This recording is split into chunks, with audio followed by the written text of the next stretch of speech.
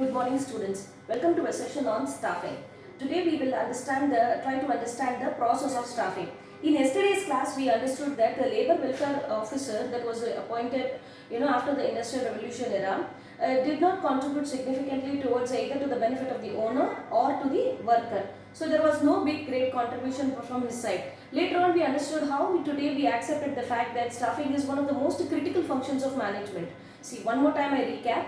The function of management starts with planning, then organizing, then comes the staffing. So now in staffing, we have to understand how the staffing function starts. And the organization process in that part of the management, we have understood that various job positions are being created, but people are not yet there to come and join.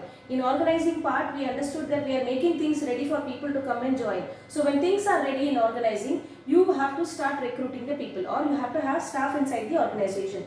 The clear meaning of the word staffing refers to putting people to jobs. Right? So today we'll understand the process of staffing is, first one, there is a very big process that is followed for staffing purpose. The first process being estimating manpower requirement, recruitment, selection, placement, training, performance appraisal, promotion, and then finally the compensation that is paid. So first understand the staffing concept. So what is the prime concern of staffing function? What is the most important thing in staffing function? See, we need timely fulfillment of people or of manpower required. The time is very important. Suppose I have a project in hand and I started my business, or probably I am diversifying the business and I have a very good project in hand, but I don't have labor or workers to come and work on the project. There's no point. I had all my intelligence that I used to grab the project will go in water. So the timely fulfillment, on time I need people, right? That's one of the critical functions. And when does an organization hire? When does an enterprise or a business or a government starts hiring? First, you have to understand what are all the various situations. When you start a new business, you want people. That is one situation when you will hire, right? When you expand your existing business, for that expansion purpose, you need people to join your organization. Then, when you replace those people who quit, there may be some people who have resigned, who quit the organization. In that place, to replace that position, you need to hire persons. Replacing those who retire, after 60 years retirement is default, so at that position you need people to recruit. Replacing those who are transferred or promoted, and replacing those who are fired. So what are all the situations? I'll tell you quickly. First one, when you start a new business, you need staffing. You need people to join the organization. When you are an existing business and you are expanding, you need people. So that's where staffing is required. Then when people resign or quit your organization, to replace that position, the vacancy is generated, thereby you need people to join the organization.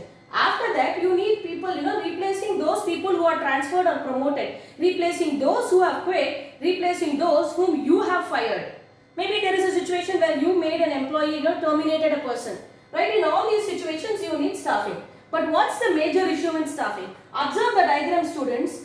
I had told you in the introduction session itself, water everywhere, not a drop to drink. Same thing. There are so many people who may give job applications to you because the rate of unemployment is quite high in India and we are highly populated. So that's one reason, and there are a lot of graduates. That's the most challenging thing. If there is a lack of education, then you can eliminate few people. Most of them are graduates here, right? So what happens? What's the major issue? There are so many people who have applied for the job, but you have the problem. A single job application may attract thousands of applications, but 1,000 applications have come, but the challenge is the most appropriate one that is most suitable for the organization has to be chosen. Remember, the staff that you recruit may build your organization or destroy the organization. A single person is enough.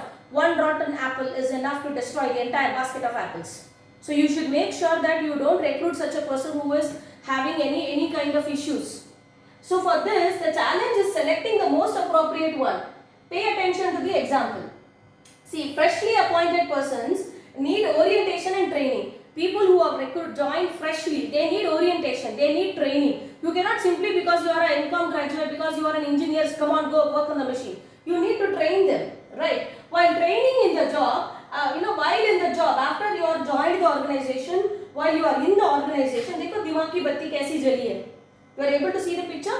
Training for upgradation of knowledge and skill you have to provide. First, when they join the organization, even though they are graduates and postgraduates, you should tell them that, usually in an organization, when you join a corporate entity or any kind of firm, first thing that they say is you have to adopt yourself to the kind or the methodology that we are adopting. So that organization, how that work goes on. So you will be given training before you start your work. Again, in a similar way, when you are in the job, training for upgradation of knowledge and skills is given, right? The process of staffing. As I told you, these are all the steps involved in staffing.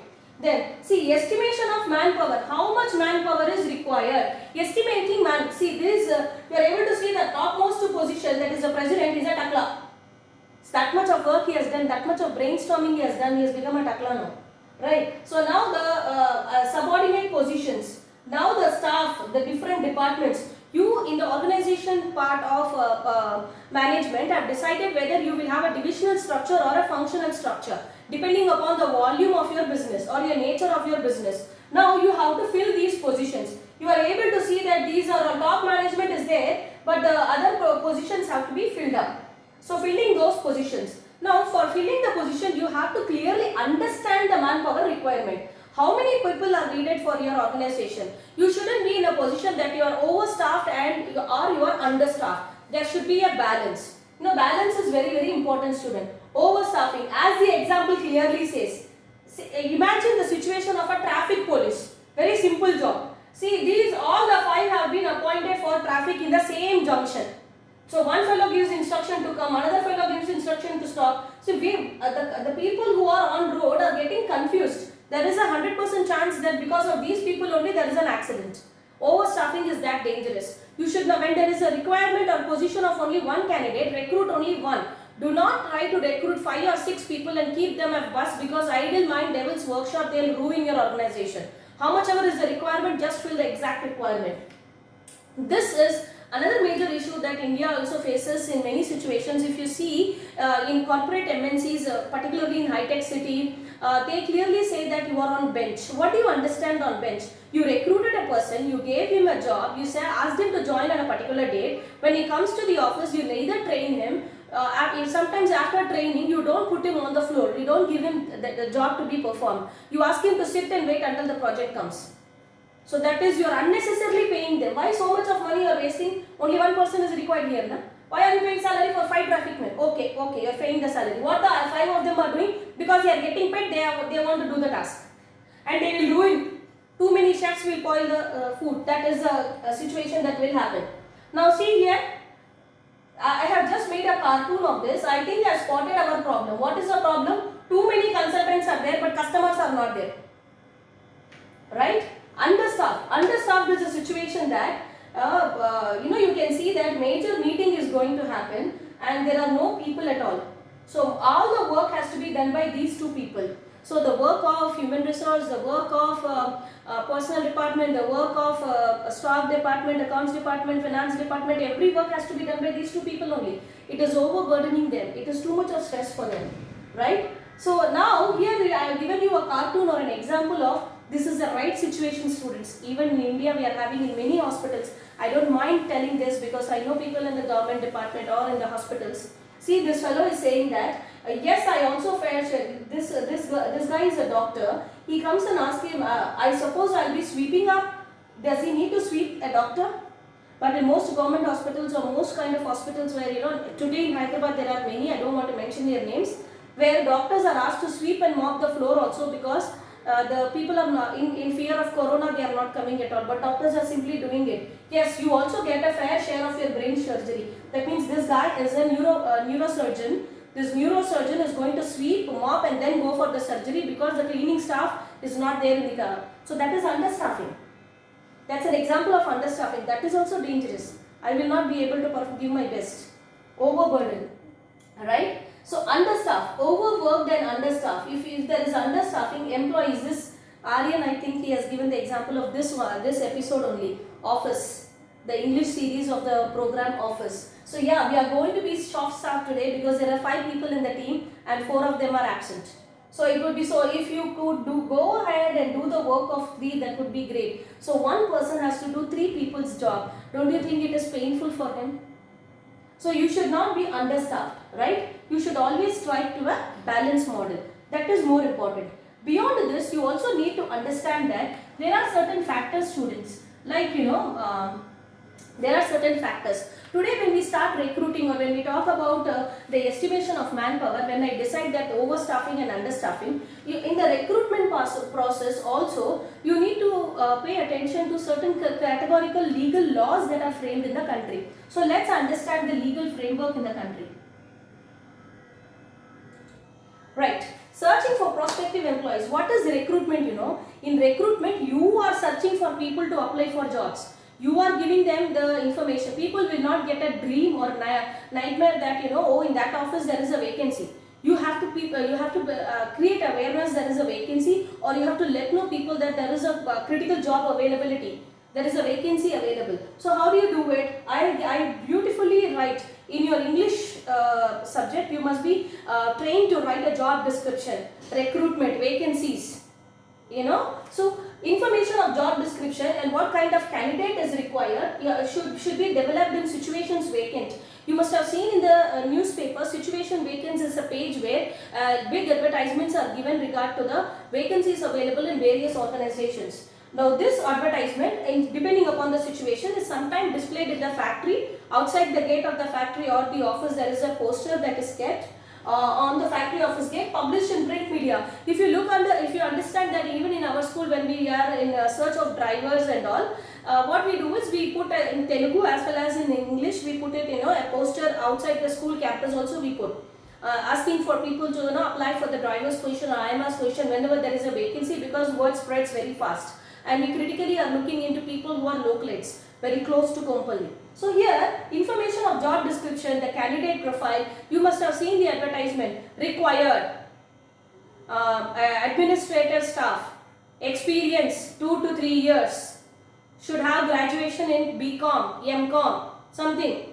Preferably male candidates apply, preferably female candidates apply. That kind of situations where an advertisement comes up. Right. So those advertisements can either be given in the print media or the newspaper or the electronic media like monster.com, jobstreet.com, timesjob.com. There are so many websites and consultancy services. Even you can take the help of job consultancy services. Then the prospective or the objective of recruitment process is, remember this is a keyword, creating a pool of applications. Pool of job applications. When I say pool, that means large number of applications I want. Because मैं उसमें से हीरा चुनूंगी. I have only one vacancy, but I may get 1,000 applications because I am putting it in the media. Right? The example of mobile app, Rozgar Samachar. This is one app that is used by the dam construction, other kinds of work that happens. Those people use that Rozgar Samachar, or you have the monster.com app. You have various apps available in the mobile also where you can use the oil and gas corporation, government samachar, wherever there is if you are having an aim and passion to join the government department, central or state, you have an app called Rozgar Samachar app in which you can download through the Play Store, and then you will get a lot of information related to what kind of vacancies are available. Right. Print media examples is high job salary in Qatar. These are all clippings from the newspaper that I have taken. Right. Now there are types of recruitment. We will look into this later. Limited internal recruitment and external. Internal recruitment is limited in nature. Elaborate explanation will be given when we are actually learning. There is another long answer related to that. Now coming to the next step, that is selection. Now one thing you have to understand that I have missed in estimating the manpower in selection. Choosing from among the pool of prospective. See, here you are estimating number of people required. Right, number of people required. Before this, what happened in organization structure? You decided whether it is divisional structure or functional structure. After you decided whether it is divisional or functional, you estimated the number of people. This estimation cannot be overestimation or cannot be underestimation. Then you went into the recruitment. Recruitment, you are attracting pool by giving advertisement in the print media and all. Then in selection process. In selection process, from choosing among the pool of employees, so many people applied but you chose him. Now what is the criteria? Two important purposes. As I told you earlier, choose the person who is most suitable, most appropriate for your organization, who will be adding benefit to you. You have to be very judgmental here. It enhances the self-esteem and prestige of those selected and conveys seriousness among the organization.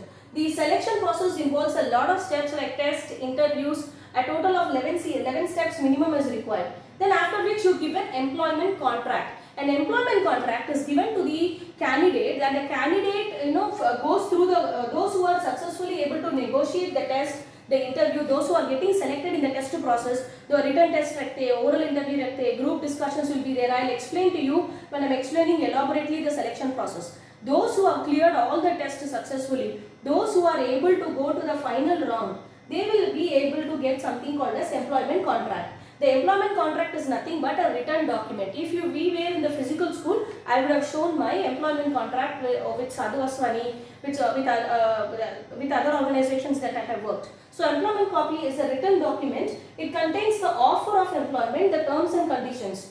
The sample will be, I usually circulate the sample, but now we are just in the lockdown situation. See, one thing you have to understand, students, when I do the when I employ people, I am giving them the offer. We will take example of Gaurav. Gaurav attended interview in Accenture. Gaurav also attended interview in Deloitte. Gaurav also attended interview in CA Inc. Now 3 companies offered him, but he somehow attracted towards Accenture only. So they give them, all the 3 give them employment contract. You can take your time. They'll give you a specified date within which you can come back and join.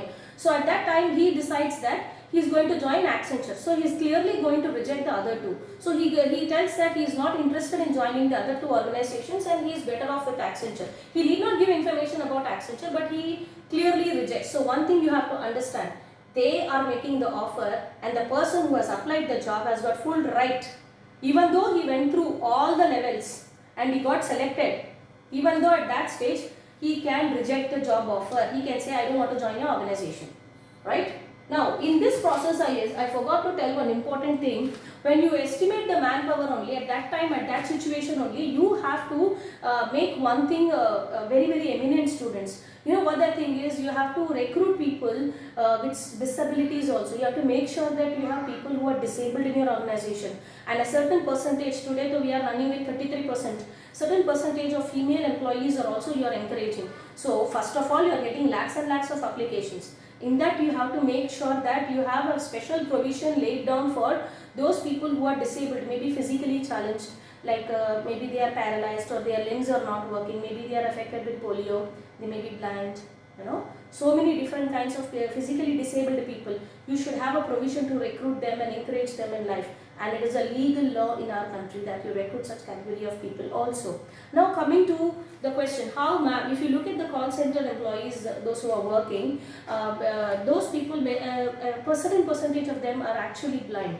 To whom you shout, to whom you annoyingly reply to your questions, maybe they are blind also. Only thing is they need, the verbal accent to communicate with you. Again, there are people who are physically challenged to work with the computers and the call centers. Not only in banks, in many places you can find people who are disabled, right? Now, placement and orientation. This is another important. Placement and orientation is the next step. Just a second, students. Placement and orientation is the next step. Orientation. Orientation is the first stage where the employee gets a socialization process of the employee starts at that stage. The orientation is the first day of your office, so it should be really less stressful. He is already scared. He is already getting out of his comfort zone and going to interact with people about whom he has absolutely no knowledge. So you have to create an atmosphere that there is a friendship. You have to introduce him to the company's policies, the company's strategy, the aim of the company, the goals of the company that you are set in the planning stage. Uska ek PowerPoint presentation display karo. Get them to know much about your organization. This is what the HR managers do. This is how the recruitment happens. See, they are making sure that you have a very casual kind of setup. There is no strict formalness because you may panic, right? Then few more examples. See how they have made today's corporate entities make sure that the employee stress level is very less. This is also a few more examples of how. So now you have to make the employee a little more comfortable. That is the reason I have given this example. So this guy joins the organization as a new recruit, and then this person, when he joins on the first day, said, hello, you have a beard. Beard is not allowed. Many organizations oppose having beard. They do not like the fact. So but then he says that sorry, I haven't taken an orientation yet. So orientation will enable you to understand the rules and regulations of the organization. No beard companies are there, no jeans companies are there, no fancy dressing companies are there, no tattoo companies are also there. So it is the company's choice and policy, right?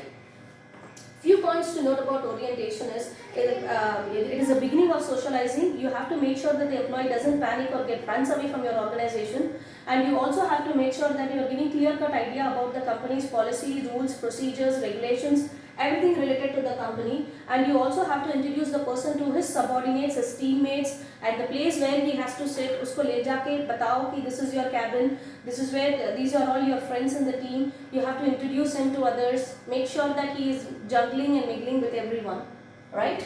What's placement then? Placement is, orientation and placement. Orientation introducing, placement is showing the exact place where you have to have your cabin, right? Then comes the training and development. Initially only I have shown you the picture of training and development.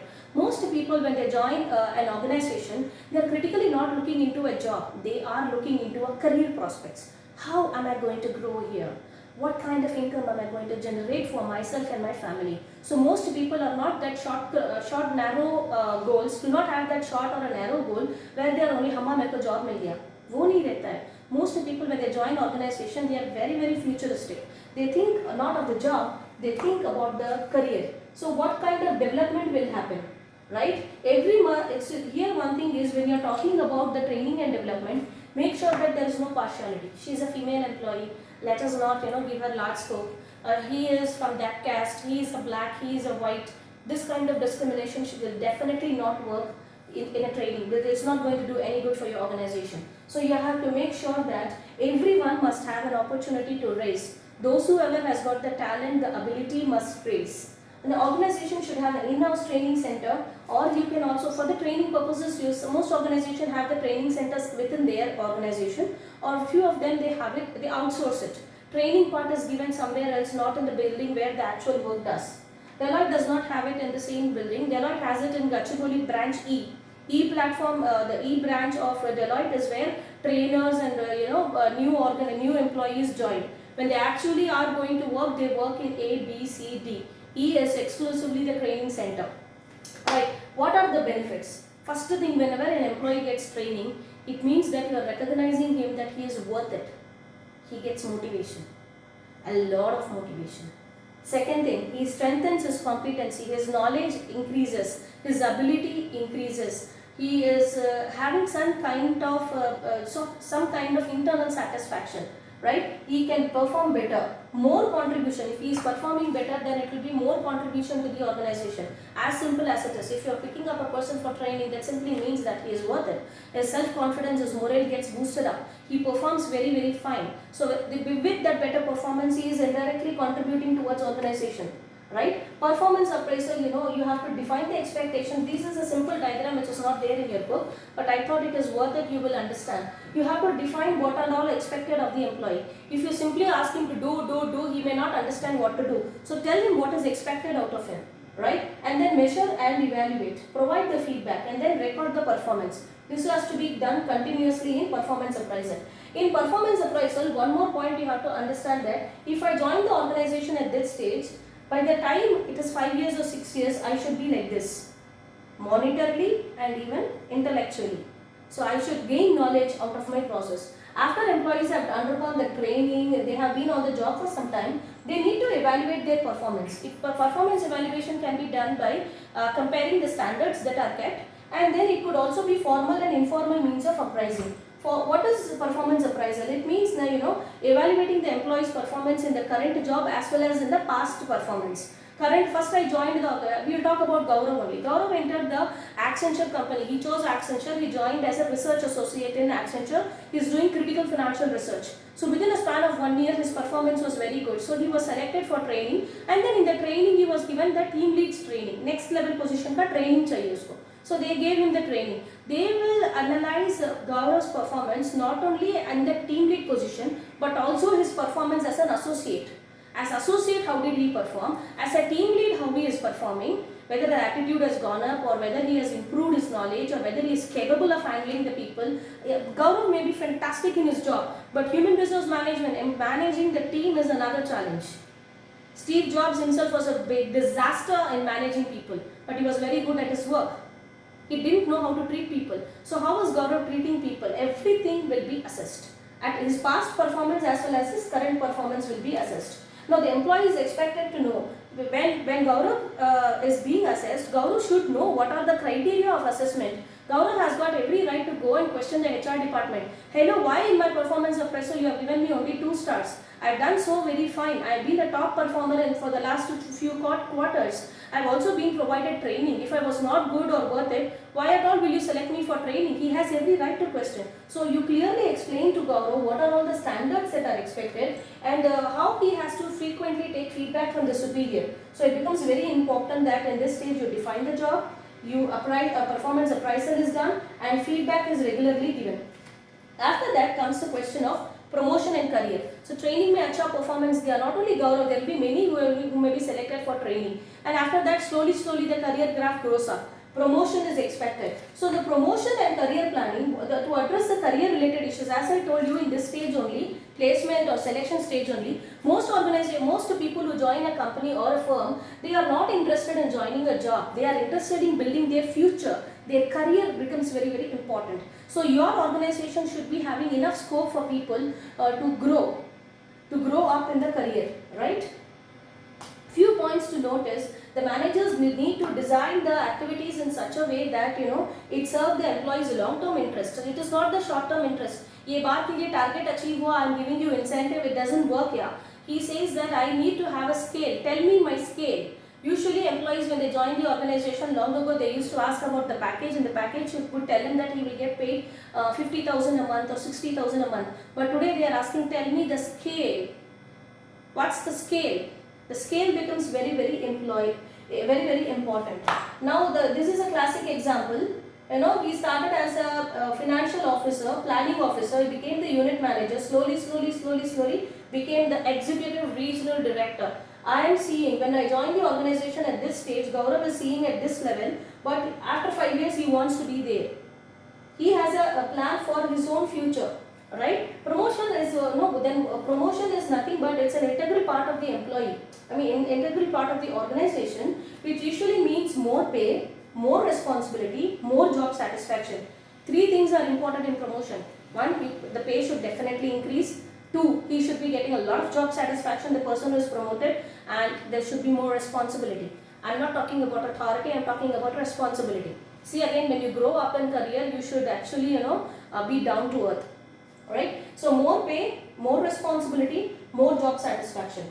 Then the next step is compensation. Compensation is nothing but there are 2 kinds of compensation, students, time based and piece based. Time based compensation depends upon the time, that is whether you are paid weekly, fortnightly or monthly. In India generally we follow monthly payment, but abroad if you take the western countries, they either pay weekly or fortnightly. The paycheck comes either weekly or fortnightly.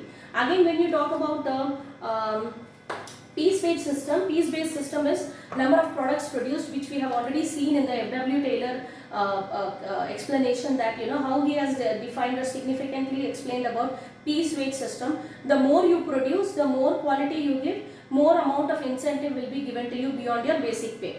That is your piece-based system. Clear? This is one example that I have given of the salary, the scale that we were talking about. Now compensation could be direct or indirect. The compensation, if it is a direct compensation paid in the form of salary. Indirect compensation, again we will be learning a lot about it in the further classes. That is giving you a separate copying, separate recognition, a red cap and coupons for shopping and all. So with this, the process of staffing comes to an end. Quickly we'll do a recap, students. This recap is very important.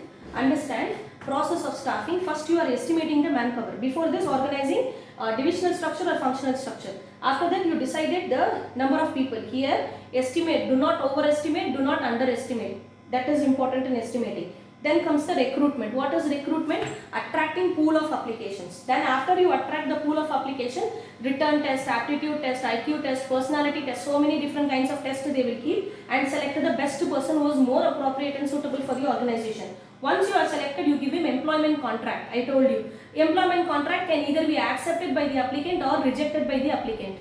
Right. Then comes the placement and orientation. This is the first time that the employee is going to socialize with the people in your organization, or is going to interact and make friends. So you have to be very careful that the atmosphere is not very stressful and it is very relaxed. In this stage, you will be exposing him to his superior, to his subordinate, the organization's policies, everything will be explained to him on the first day. That is, we refer to it as induction. Even in our school, we do parent orientation programs and all, na? That is referred to that only.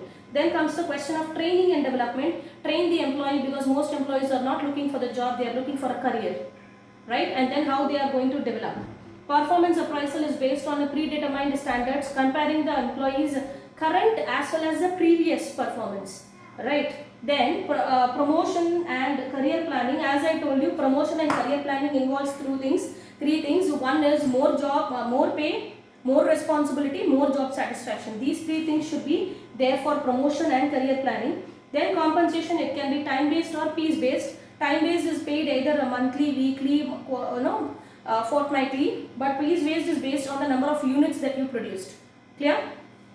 Thank you. I think we have made sense with the process of staffing. We'll meet you in the next class with the next topic, where I will be individually explaining elaborately about recruitment, about selection, about training and development. These three again will be elaborate. There are a series of steps in this also, right? Thank you and have a fantastic day.